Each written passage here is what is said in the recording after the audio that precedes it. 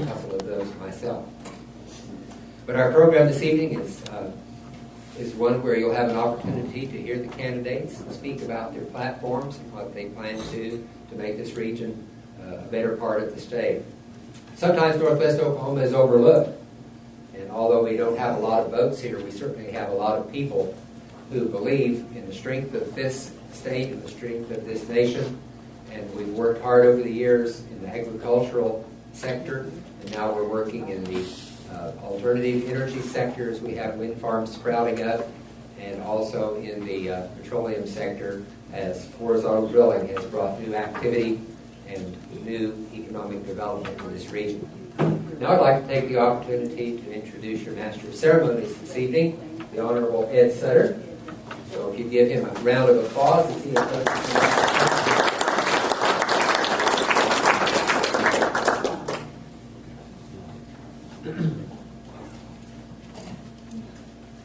Thank you, Mayor.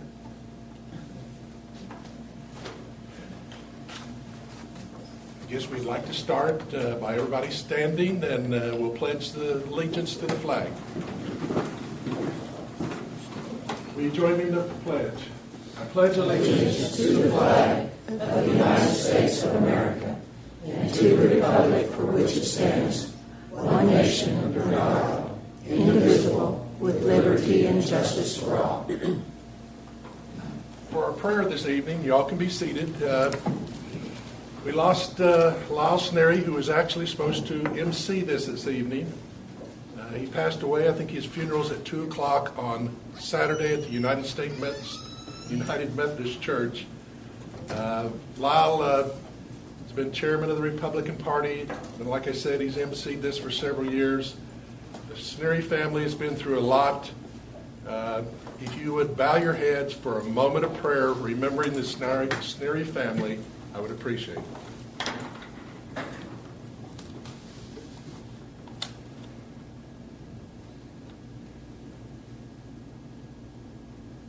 Amen. Well, I think you've been welcomed, but we are excited about all the candidates that we have. We're pleased that you're here. You can educate us, and all the citizens we have, the public, we also appreciate that. One of the most important duties we have is to be informed when we go into that booth. That's what makes our country strong. And I would like to start immediately by giving you the rules. The way I understand it, everybody will have 5 minutes, and then after they speak, they will have some questions. They've handed out pencils and paper. If you have a question you would like to ask a candidate, please deliver it to one of us, and we'll make sure that question is asked. The only thing else I know we need to do, I know Sandra Cohen and Marceline Piper helped organize this. If you would give them a round of applause, I'd appreciate it.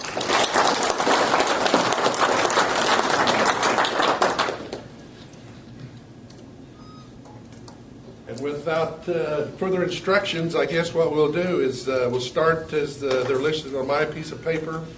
For the governor office, Brandon Collins, if there's a speaker, please come forward, introduce yourself, and tell us what job you're asking to be elected to, and we will allow you 5 minutes. All right.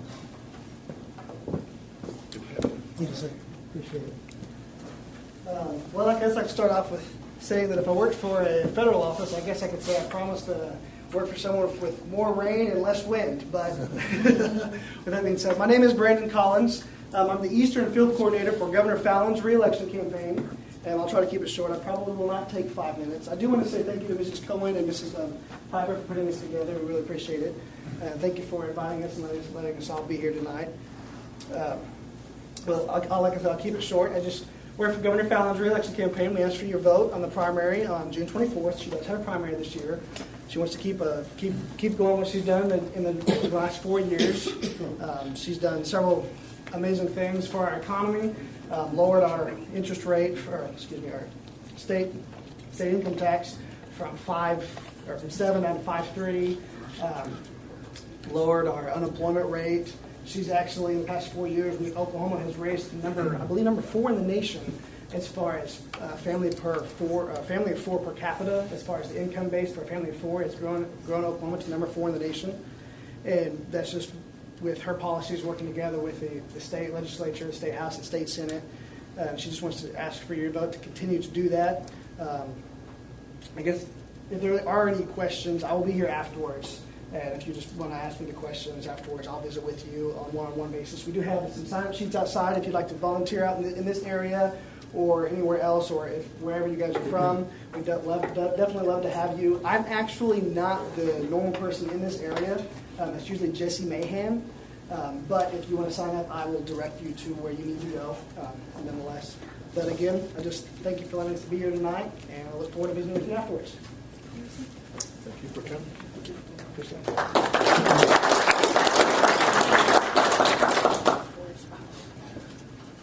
I guess we have a candidate for the 3rd District, Robert Hubbard. If he's present, I'd like for him to come forward. Thank you. It's such a pleasure to be here this evening. It's kind of an evening that's a little bit different for me. I had to be 2 places tonight at once. So my wife is in Enid, and I'm here. And we've never been separated on this day like this before. It's our 48th wedding anniversary.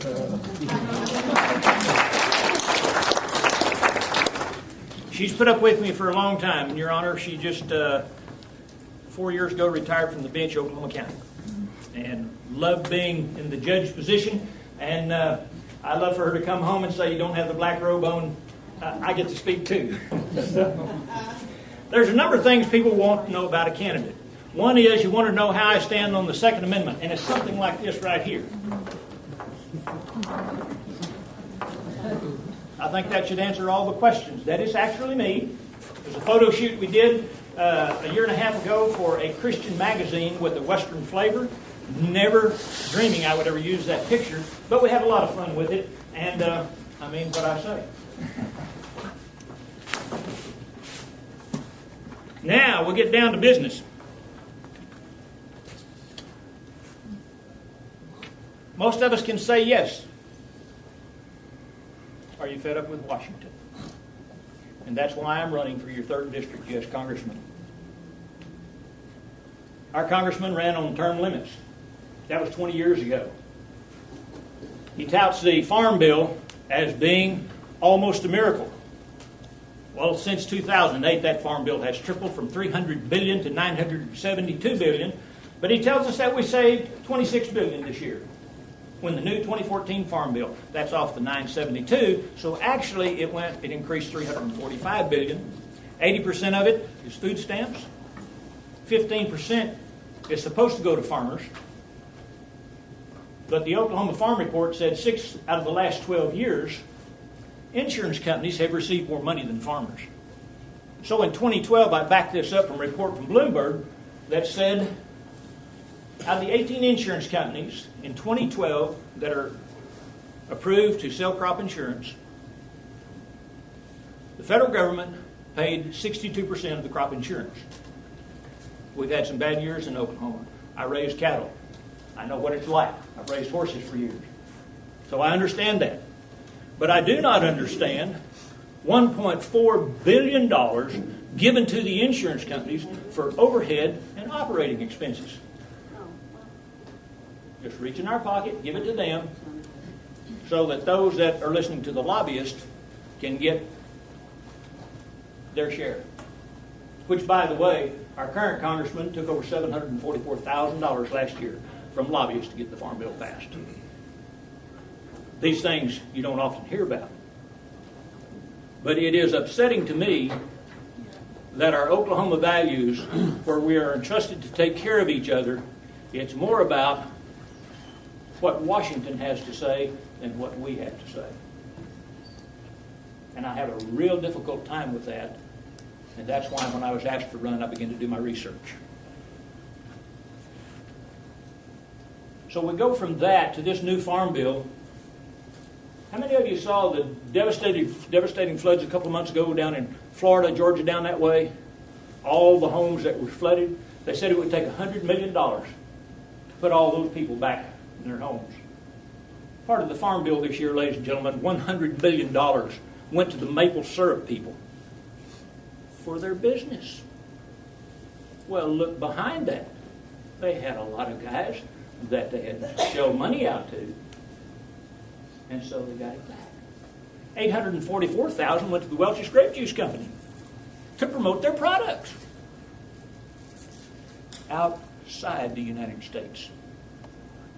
This is what's going on in Washington, and this is what bothers me, that our representation thinks so little of we, the people of Oklahoma. One last thing. In the 2014 Farm Bill, the House, where our Ag Chairman is from Oklahoma, overrules the House Ag Committee. In the Farm Bill, they said that from now on, if you are a member of Congress or your family, any of your family members, are in the agricultural business, no longer will we know what kind of subsidies they receive. Listen very closely. When men who make the laws exempt themselves from the laws, they no longer represent us because they find themselves above the law, which to us is despicable, but to them has become acceptable. It's not acceptable to me, and as your next congressman, I will not treat you that way because I couldn't live with myself. I will represent Oklahoma in the fashion we're supposed to be represented in, and I would appreciate your vote. Robert Hubbard on June 24th. Thank you.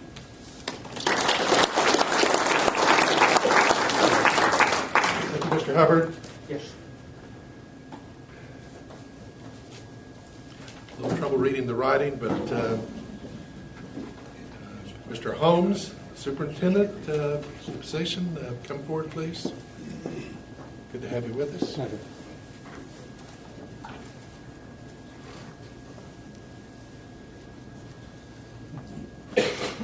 I'll kind of get my dog and pony show out here as well. I decided to run for superintendent of schools after about 9 months of the other candidates being out already running. I'm a retired teacher, taught about 40 years. I have a sister that's taught for 40, and I've got 3 nieces teaching now. And I'm old enough to want to find out for myself. And I ran for this to find out for myself exactly where we were in education. I thought I knew, but I wanted to find out. And in the last 9 months, I have driven thousands and thousands of miles, and I have been in the office at the schools of 397 superintendents. 397. I've been within 5 miles of Arkansas and Kansas and Texas. And being a journalist, I should have taken a tape recorder with me because there's a book there. Every single superintendent is unhappy. A third of them are going to resign if the current superintendent is elected again. We've got a teacher shortage that's unbelievable. I wrote an article a few years ago on master teachers. Education is so simple, and we have screwed it up so bad that we don't even know what Common Core is. Common Core is so simple. We've had it forever. It's reading first, writing second, and arithmetic third. It's the implementation and the way that we're implemented has screwed everybody up to where now no one, including the superintendents, can even define it. Teachers are not allowed to do their job. They're quitting. They're leaving. Are you people proud to live in a state that is last in the nation in per pupil funding? Are you happy about the fact that we had the biggest tax cuts in the nation last year? Are you happy about the fact that we had $200 million taken out of the lottery money that was put in there for education, that was supposed to be returned back and hasn't been? I'm not proud to live in a state that didn't put education first.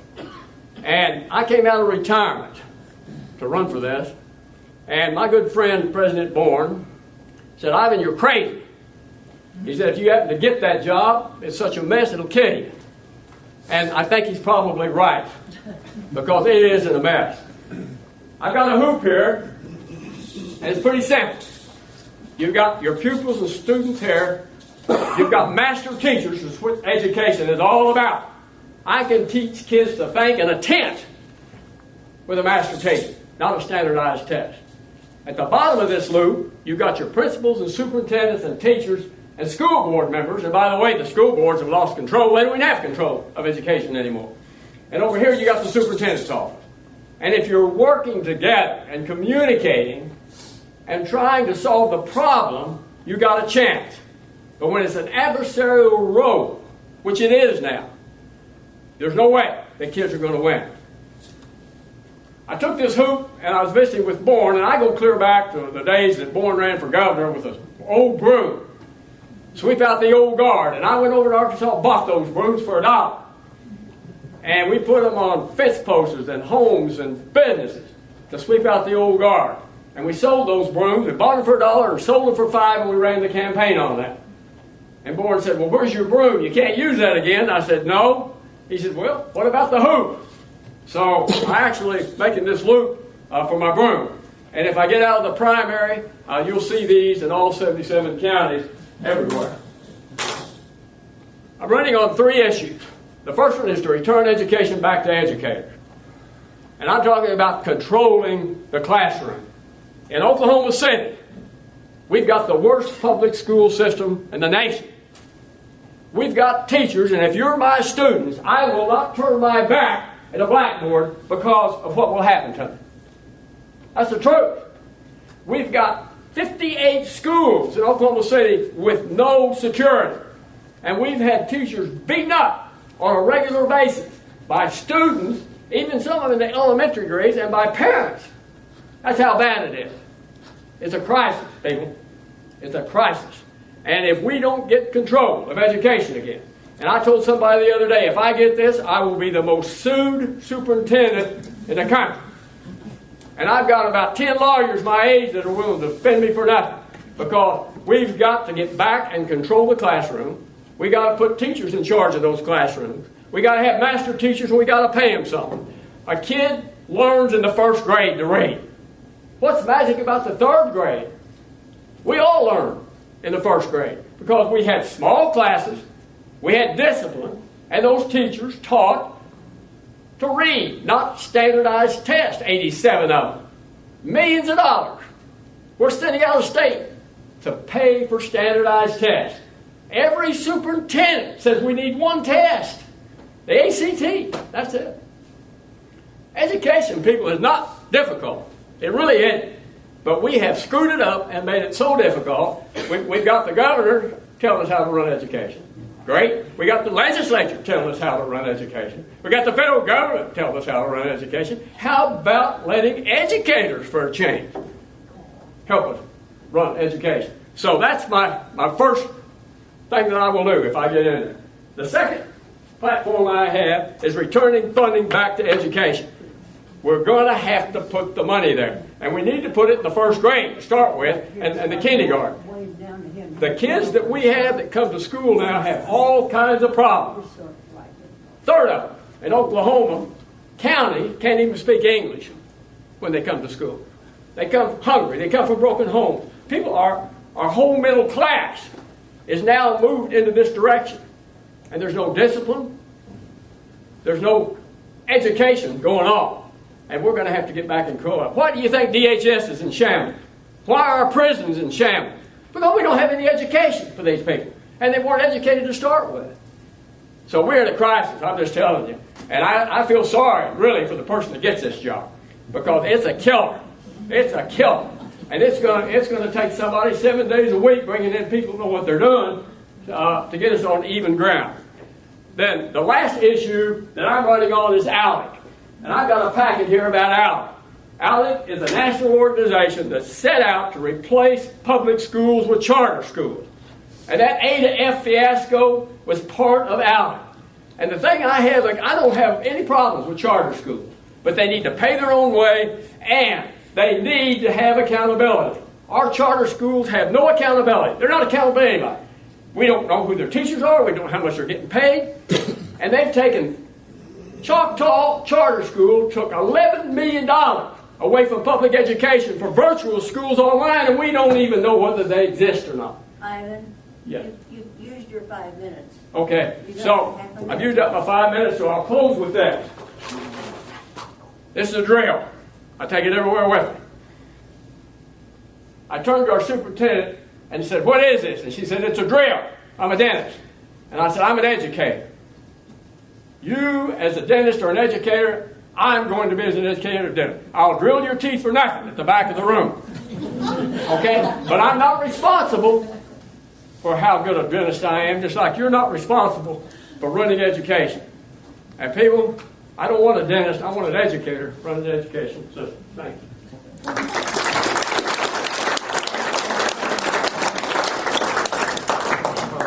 Appreciate you being with us.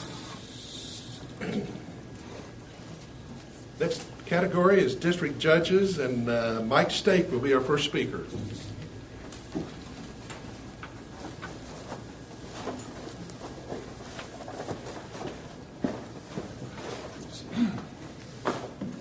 Remember, you got 5 minutes.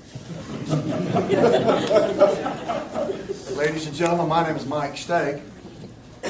I'd like to tell you a few things about me so you'll have some understanding of where I'll be standing with you if you elect me as district judge. I grew up in Kingfisher. I worked for Pioneer Telephone as a kid. I went to OSU and graduated from OSU, and then I graduated in 1979 from OU College of Law. I've lived in Woodward since 1979. And what we're doing right now, I want you to consider this my job interview with you.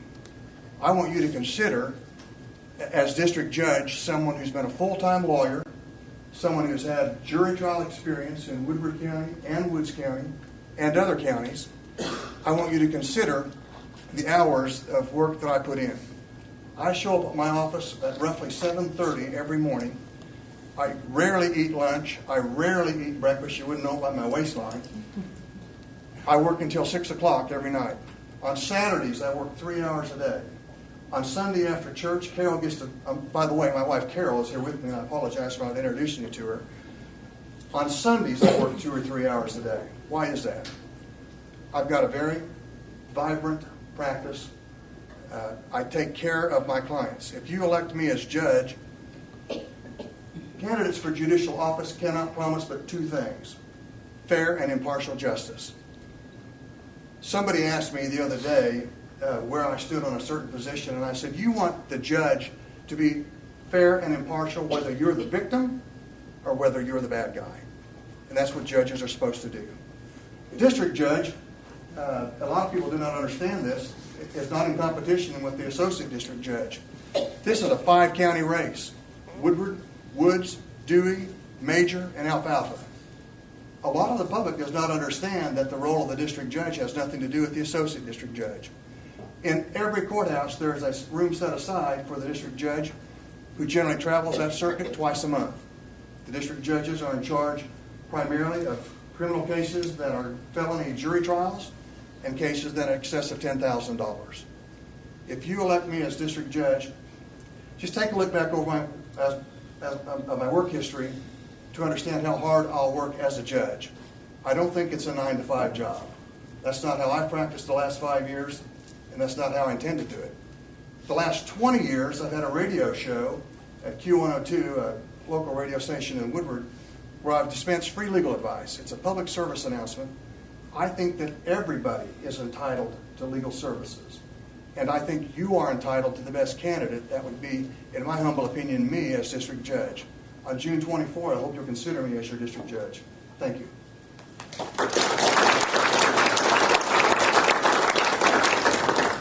Our next candidate for district judge is Jeremy Bays.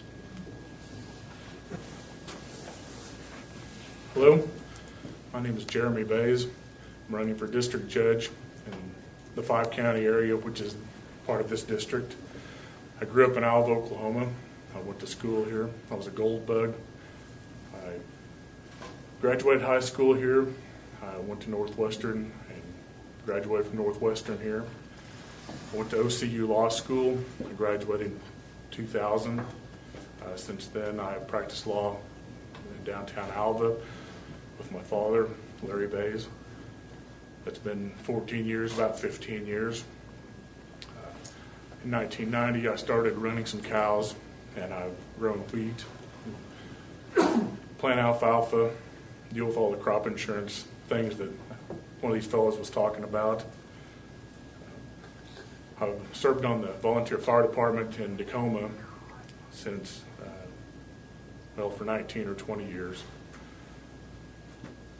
I've been the Winoka judge in Winoka, Oklahoma for the last 10 years. And I believe that I will be fair and impartial to all the people in the district, based on my experience, especially criminally, but I have a lot of experience with DHS cases and a variety of other things, including oil and gas and title work. And I would ask for your vote on June 24th. Thank you.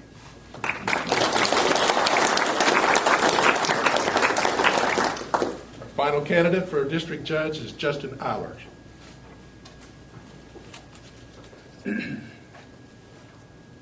Good evening. My name is Justin Eilers.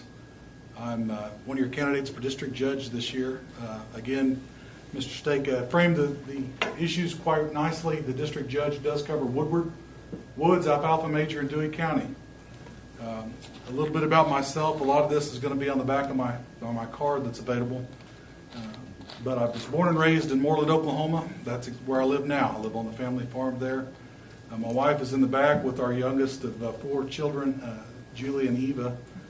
But I've got 3 girls and a boy, Emily, Eva, Annabelle, and Dennis.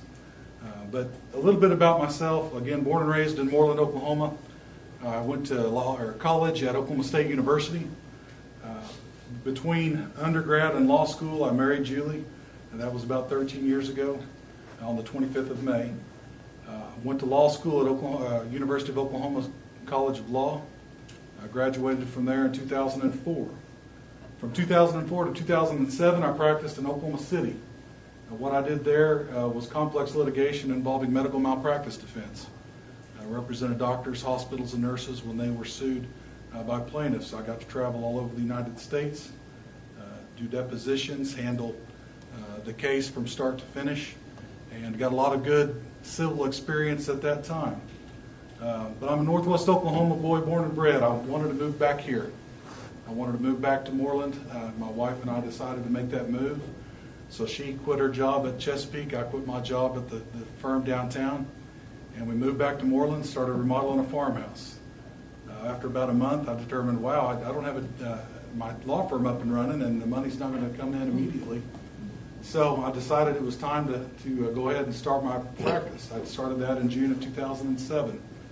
It was shortly thereafter that we learned that we were pregnant with our first child, Emily. So we went from 2 incomes to no income, starting up a practice and starting our family.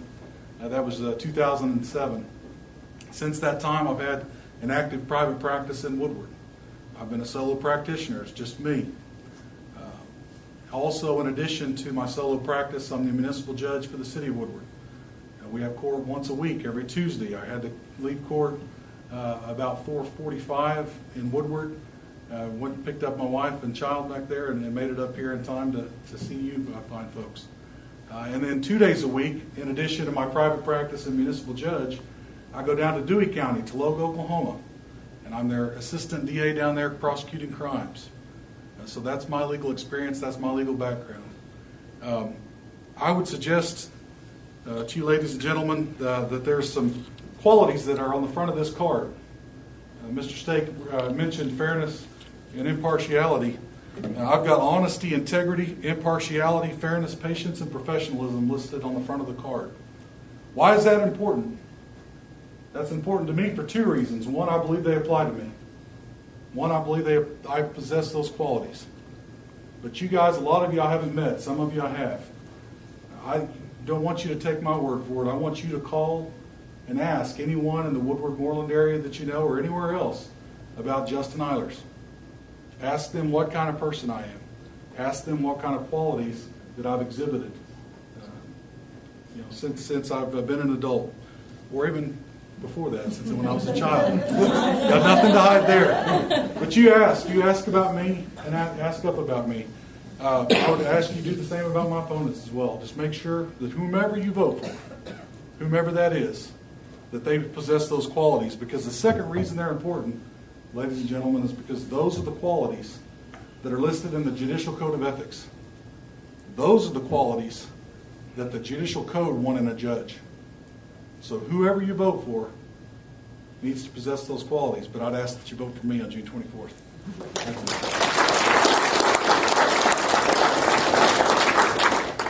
Thank you, Justin. Two candidates for district attorney, and the first one to speak is Danny Loman.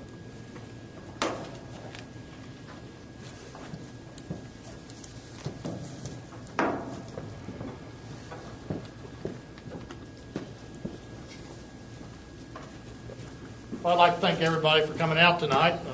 Thank everybody for setting this up and getting it going. My name is Danny Loman. I was born here in Alva, raised here in Alva, graduated Alva High School and Northwestern Oklahoma State University. In fact, I was just raised just southeast of town a few miles. I have had over 20 years experience in the criminal justice system. I worked for the Oklahoma Indigent Defense System for approximately 15 years, having done over 450 to maybe even 500 appeals. I've lost count over all those years. Before the Oklahoma Court of Criminal Appeals and Oklahoma Supreme Court. I believe I have the experience that is necessary to run a 5-county district, which is has a number of employees. I also taught as an adjunct professor for several years at Rose State College, teaching in their ABA accredited legal assistant program, having taught business law, criminal law and procedure, business organizations, and seemed like there was something else they had me teach. I did that for a number of years, probably 5 or 6 years, while I was working for the Indigent Defense System. Those classes were usually at night or on weekends. I also have had mediation training. I had some training through the state early settlement program, and then I also received some training through our church organization. The Lutheran Church of Missouri Synod has a reconciler program, which is essentially a group of people that they've selected and trained as mediators to mediate disputes in congregations between people, pastors, and so forth. And during my tenure as that, I had mediated disputes in Virginia, Michigan, and in Oklahoma. There was a number of the cases that I appealed that were published in the law reporters that have had impact on how our laws are looked at here in Oklahoma. There's a couple cases that I litigated that were the first cases that were decided after the drug court program came into effect, and they dealt with the procedures for terminating someone from drug court for violating the terms of the drug court program. Also, there's another case called Bumpus versus State, and I think a lot of the attorneys here recognize the Bumpus, have heard of the Bumpus waiver. Well, I was Mr. Bumpus's attorney on his appeal, and the issue there was after they had 2 prior felony convictions, they cannot, at that time, they could not get probation on their 3rd felony, even though some district attorneys around the state would offer that in plea offers, at least give them a split sentence, which was unlawful at that time. The Court of Criminal Appeals said, yes, that's correct.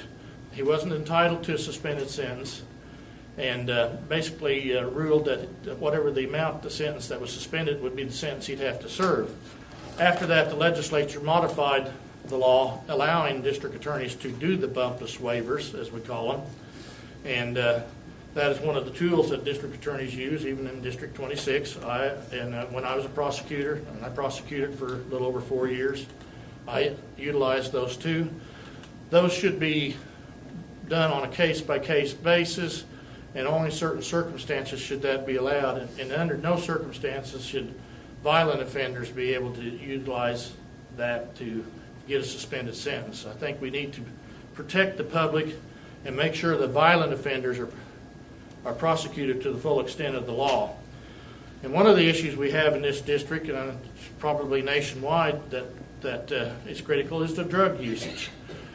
And the drugs, if you read the local paper, almost every week there's some drug arrest someplace.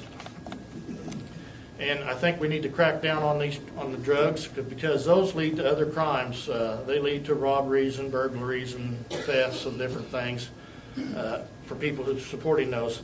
And if I'm elected as your DA, if I'm your DA, I am going to be tough on those drug users. If you read in the paper the dispositions and you see a lot of probation given. And yes, we do have a prison population problem, but there are other methods to deal with these. One of the things I would like to do, the district does have a drug court. You probably never hear of it here in Woods County because it's not utilized in Woods County. Why is it not utilized? Because the drug court's in Woodward. I would like to get the technology, and much of it can be gotten through grants, and I know money is an issue, but I would like to, as best we could, expand that drug court program to where we have it available in Woods County, in Alfalfa County, Major County, because it is a successful program. A person in drug court costs the state approximately $7,000 a year. A person in prison costs, I think, somewhere around $20,000 to $30,000 a year. So it saves the state a lot of money. Also, that person in drug court is required to have a job. Have a job, they're paying taxes. They're supporting their families. They're saving public funds through a lot of other ways. And so if I'm elected DA, that is one of the things I want to push. And I want to get up to date on how we handle different types of crimes. So I'd ask that on June the 24th that you vote for me.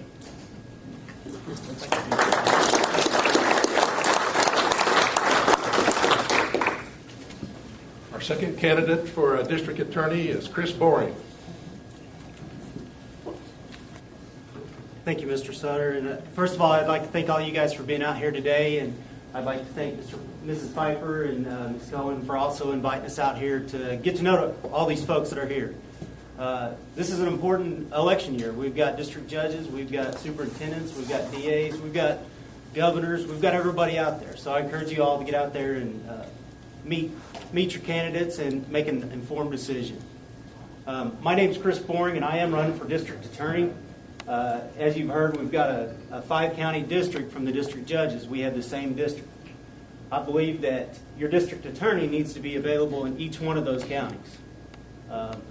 We've got a county boundary, or a district boundary. We don't have a county boundary. So I believe it's important for your district attorney to make every one of those counties and be involved with the citizens out there. Get to know them. Let them know what's going on. We've a little bit about myself. I'm married, been married for about 10 years, a little over 10 years. My wife is in Moreland, Oklahoma right now with my 7-year-old son, and they're playing baseball. So they're there with my daughter, and so I'm kind of missing out on the big game tonight, but it's a pleasure to be here with you guys and let you get to know me a little bit better. I was born and raised in Guyman, moved to Stillwater and went to school. After school, we went to OCU Law. And then once I graduated from OCU Law, I went to Woodward, Oklahoma. While in Woodward, I began practice with Mitchell Gaston, Ripple & Ripple. In private practice there, handled some civil issues and criminal issues. And, there was a spot that came open at the DA's office in 2011. And my father's the district attorney out in Panhandle, and I had seen how much joy and passion he had about that, and I wanted a piece of that. So when the opportunity arose, I jumped on it. I went to the DA's office in 2011. I've been an assistant DA there in Woodward. I've successfully prosecuted everything there from a murder case all the way down to public intoxication, traffic tickets. We handle approximately about 1,000 cases a year. Of those, we split those between a couple of attorneys there. So on average, my caseload's about 500 cases, new cases every year since 2011. Also in Woodward, I'm the drug court prosecutor. You heard a little bit about drug court. It's a great program. I believe that we got to be tough on crime, but we got to be smart on crime. One of those ways that we're smart on crime is to look for programs that we can divert people from going to prison and change their lives. We've got about 20 people in our drug court program right now. We've got people from Ellis County, Harper County, Woodward County, Major County, Dewey County, I believe also. We don't have a lot from Woods County because we have community sentencing up here. But it's a great program. Every day we get to hear about how we've changed somebody's life. And what the benefit for you guys is that those people are working. They're getting their kids back. They're working a job. They're paying taxes. And we're supervising. The success rate at drug court is phenomenal. On the flip side, when they don't graduate drug court or they mess up, it's time to send them to prison. I believe that we got to get our drug dealers out of our communities because they're affecting our children, our schools, everyone, our police departments. Our police departments can't handle all the drugs that are coming through this district. They got to get some help. How do we help them as a district attorney? We put those guys in prison. We get them out of our community. Now, we can't send everybody to prison because our prison is so overcrowded. But we got to make smart decisions on what we're going to do and how we're going to do it. As your district attorney, we're going to be tough on crime, but we're going to be smart on crime. We got to be firm and we got to be fair. So why do I want to be your district attorney? Ladies and gentlemen, I'm 33 years old. I'm almost 34. I'll turn 34 next week. I don't offer you 20 years of experience plus. But what I do offer you is practical experience. I offer you experience that everyday knowledge. I offer you experience with my father. I offer you experience with my family. Grew up in northwest Oklahoma. What I can pledge to you and promise to you is that as a strong conservative Republican, I'm going to get out and work every day to make northwest Oklahoma a better place. I believe that's important, not only for Woodward, Tologa, Freedom, Sealing, wherever it's at. I believe it's also important for Albert. I believe it's important for northwest Oklahoma, for the Rangers. I want people to know that if they send their kids to Northwestern, they're going to be safe because Chris Boring's a district attorney, and he's going to be tough on crime. And so with that, ladies and gentlemen, I'd ask for your vote on June 24th, and get out and vote.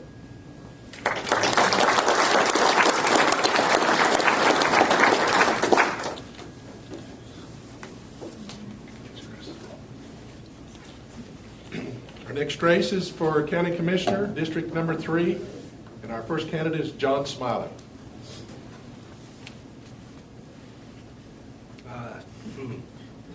First time I've ever done anything like this, but bear with me, please.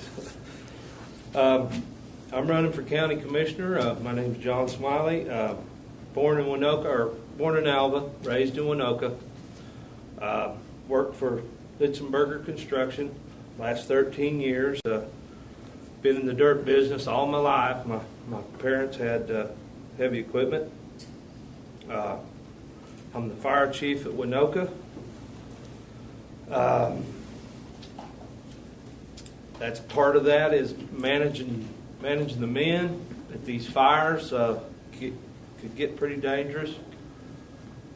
It's pretty tough to coordinate that stuff during them fires. I think that helps me with this job that I'm seeking. My plan for the county is to have a plan, and that includes yearly maintenance on the roads, blacktop roads, a scheduled maintenance plan for chipping and sealing and fixing the holes as an as-needed basis if the funds are available.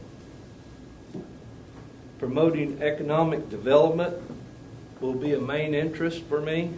By striving for these developments, I want to keep the opportunities for the young folks here in Woods County and make it a better place for us all to live. And provide a safe infrastructure to all the citizens. And other than that, I know dirt.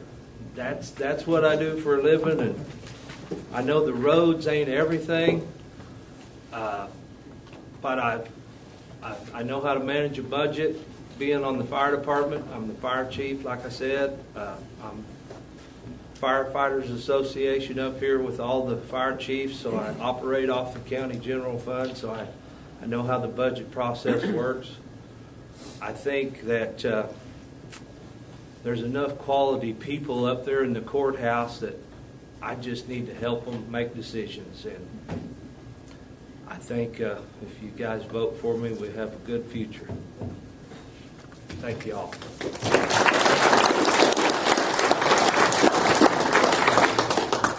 Our second candidate is Mike Goucher. Hello, my name is Mike Goucher. I'm here with my wife Kim tonight. I've been your county commissioner as a Republican candidate for 16 years in District 3 in the south part of Woods County. And a little bit about a county commissioner's job. We're the unsung heroes. We are not celebrities, so we catch a lot of crap. If there's a place for something to land that nobody wants to deal with or pay for, we're the end-all be-all that has to deal with it, and we step on toes by doing that. You may see this in the paper from time to time. We get some pretty heated discussions. I have to make some decisions that affect a lot of people.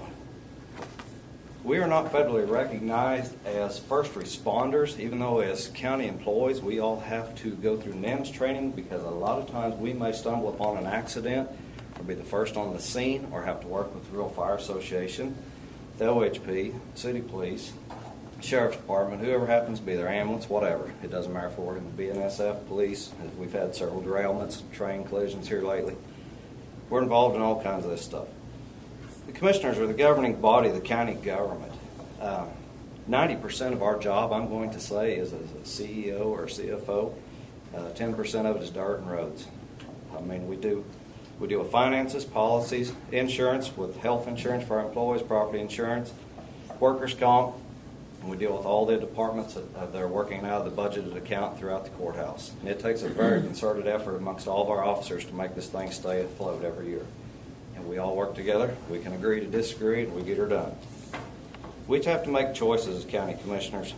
We can stay comfortable, or we can get out there and step on some toes and make some things happen. In the past 16 years, I know I've stepped on some toes. But in my list of accomplishments, in July of 2013, the ACO statistics show that the state of Oklahoma is second highest rated in deficient bridges in the nation. I'm here to tell you of the 83 bridges I have in my district. They're regulated by ODOT and FEMA. I have replaced 45 of those with steel and concrete. There is not a single deficient bridge in District 3. You can haul whatever you want to haul. Commerce, whether it's oil field, grain, cattle, hay, you can do it. And these are built beyond the HS-20 standard, by the way. A lot of these are in oil field and railroad areas. We're dealing with 60 or 70 ton loads that we are building these to withstand.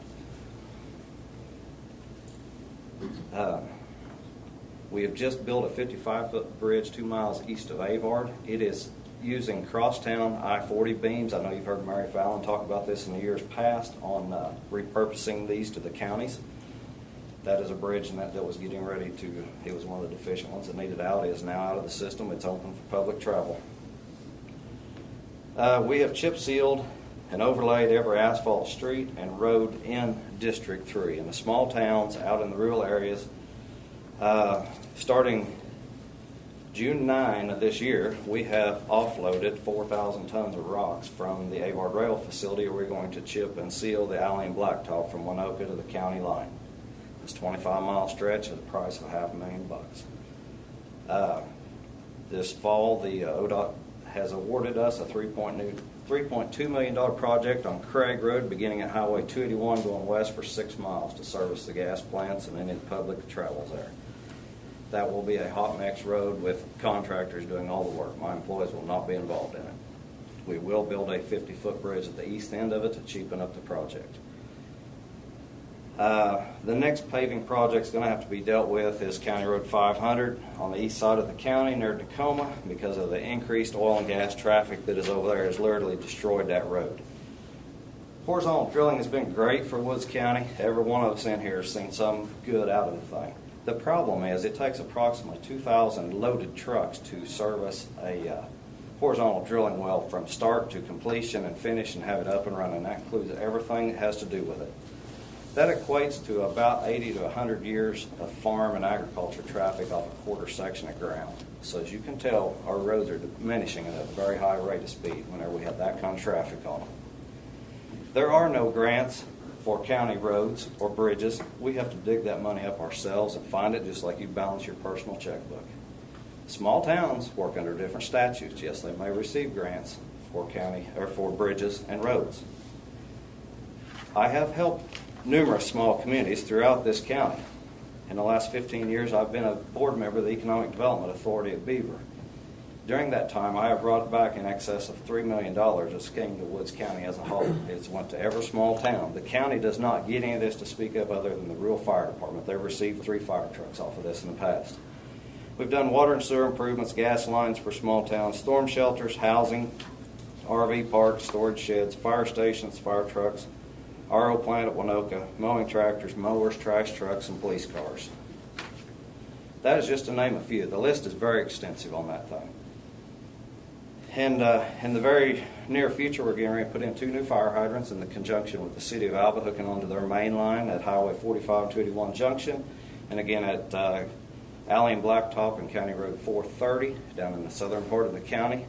The landowners have donated the space for us to put this on. The county crews will dig the water line, and the city will attach it to us. All the fire trucks that are currently in operation will be able to hook onto those and get water out of them for their uses. That will fill a vast need from up in there around the Tacoma Blacktop to the Enid hydrants down southeast. And I have worked with the other 2 commissioners and other offices and many other people, including Mr. Sutter sitting here, developing the Avard Rail Authority, where we are building that in hopes of economic growth for Woods County in a 70-mile radius to create jobs. It was for all ages of people. It is not supposed to be low-wage jobs. It's supposed to be educated jobs and move our economy and our industry forward. In conclusion, as your county commissioner, what will our role in government be? I believe the answer lies in our choices, our leadership, and our choice to agree or agree to disagree as partners for the future of Woods County. Can we make our future better by becoming leaders for Woods County and the decisions of the best interest of all citizens? I believe I can. I will serve those needs with honesty, integrity, dependability, and equality. And with your vote and continued support on June 24th, I plan to move forward just as I have done for the past 16 years being your servant. Thank you.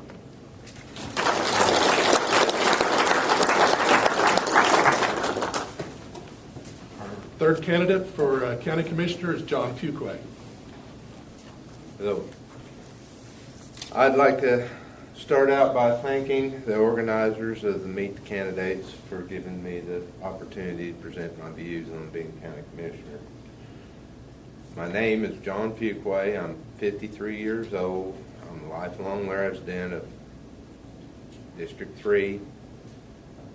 My family is my wife Paula of 15 years. We have 6 children between us. I have 14 grandchildren, and 12 of whom are boys, 2 are girls. Maybe start our own football team someday. I am a graduate of Winoka High School. I attended Alva Northwestern College for 2 years studying accounting. I was police officer for 18 years, approximately, for the city of Winoka. I have lived, worked, and been in District 3 my entire life, and we can think of no better place to be. It's a good place to live and to work. I just would appreciate being your county commissioner so that we can continue this.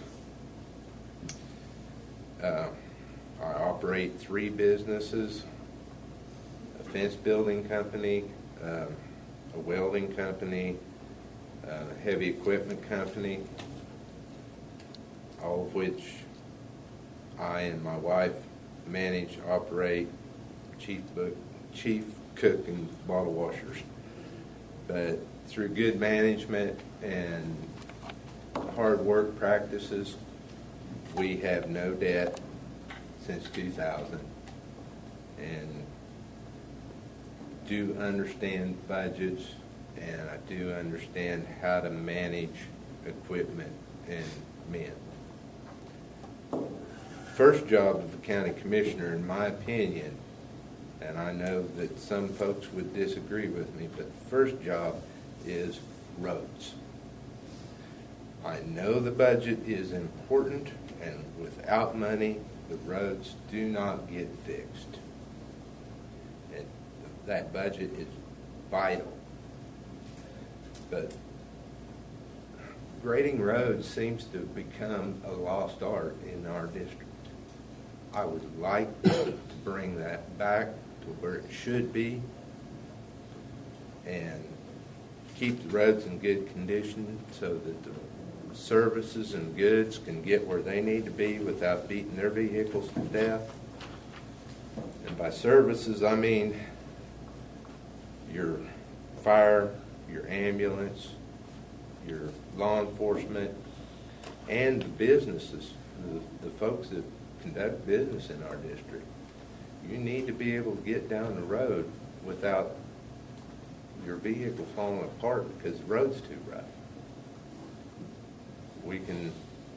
I believe I can address that in a timely manner. I don't believe in doing cosmetic repairs to roads. I don't believe they work. You got to dig to the root of the problem to truly fix it. You need to make a repair that gives the county residents the most bang for the buck. And cosmetically chipping and sealing won't get it. You're going to have to keep going back every year or two or three and doing the same job over and over again. And that's not a very good investment. Our population in our district is aging. Our fire and ambulance are very important. They need to be able to get where they're going. They need to be stocked with the best equipment they can acquire. I need to support that and help them at every turn that I can as county commissioner.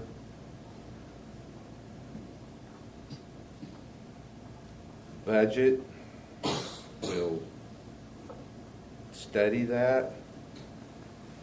It is a very essential part of the county commissioner's job. As I said before, without the budget, nothing gets done. And I will make the necessary plans and continue to improve the services as we can. As far as myself being available, I believe that the county commissioner should be available to his constituents on a daily basis. And I look forward to talking with and visiting with my constituents in my district to talk about their concerns and needs. I believe that the people that live out in the rural areas know what they need and what they want. I want to hear their input.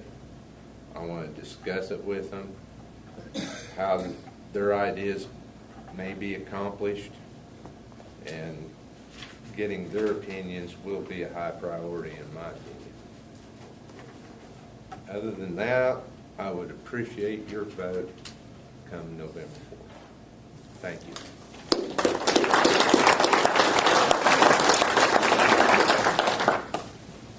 Have we missed any candidate for any elected position this year? Marceline, is there anything else to come before this meeting? They have papers and pencils to ask questions. Okay. They should, if they have written questions, we'd like to have you pass them down to the end of the line or throw them down at Ed or something like that. If you have written questions, I see somebody walking those tablets up and getting ready to throw them, Marceline. well, I tell you, nobody gave me a piece of paper to write anything or a paper or a pencil, so how can I writing a question down. If anybody has a question they would like to ask a certain position, you're welcome to either come forward or bring your slip of paper, and we'll read it and ask the candidate to answer the question. I do have a question. Marceline, Yeah, for the county commissioner candidates. would you ask it? Yeah, well, you know, a couple of months ago, the Woods County Mineral Owners Association sort of sponsored a meeting here about the oil and gas industry pipes running along in your ditches. What do you think about that? I mean, I know what one of you thinks. I know what another one thinks. But do you approve of it? Or do you think that the land, you know, that ditch belongs to the landowner? It doesn't belong to the county or the state. Thanks, Marceline. If all of our candidates would address that question, if you'd like to. Who do we start with? John? I will. I believe that the landowner owns to the middle of the highway or the road, so however it may be, and that's the way it's always been, the way that it always will be. I support that. I don't believe it's the county commissioner's job to manage the landowner's business for them. I believe it's his job to keep the road in good shape. Thank you. That would be my stance on that. Anybody else want to address that? Mr. Smiley, Mr. Goucher?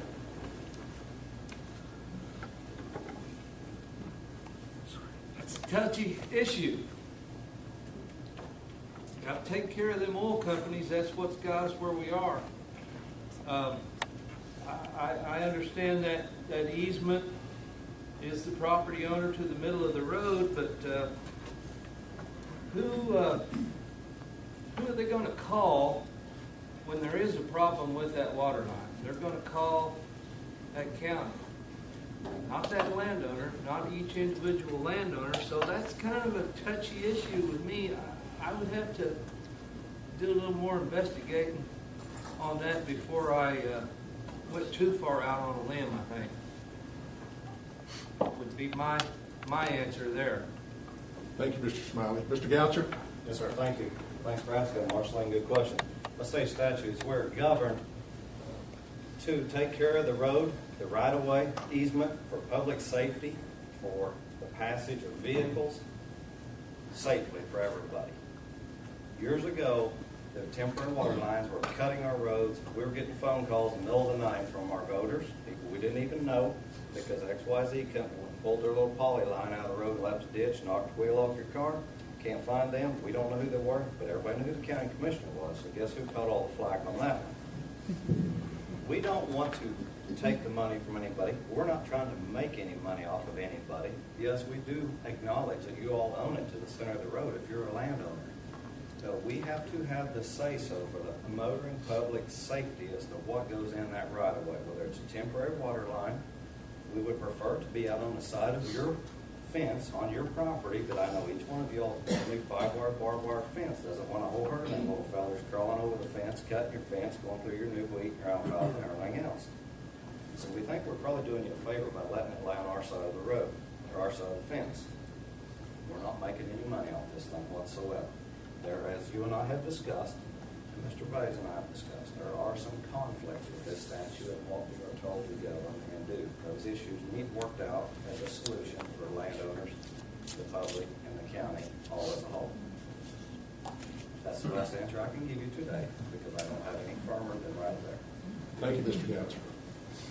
Any other questions of any of our candidates? We do, Marceline? No. Okay. Tell them, they can have some cookies and water now. We do. Those people that are out there sneaking around and eating cookies, now you can do it for free. We appreciate all of you being here. It appears it's going to be a very interesting election. Thanks for coming.